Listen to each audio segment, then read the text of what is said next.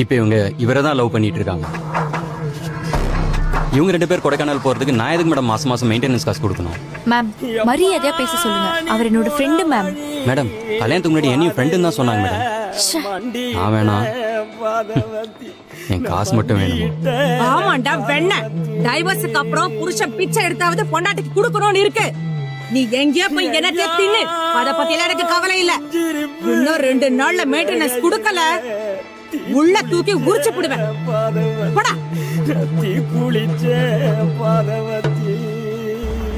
ஏன்னா சட்டம் பெண்களுக்கு தான் சாதகமா இருக்கு.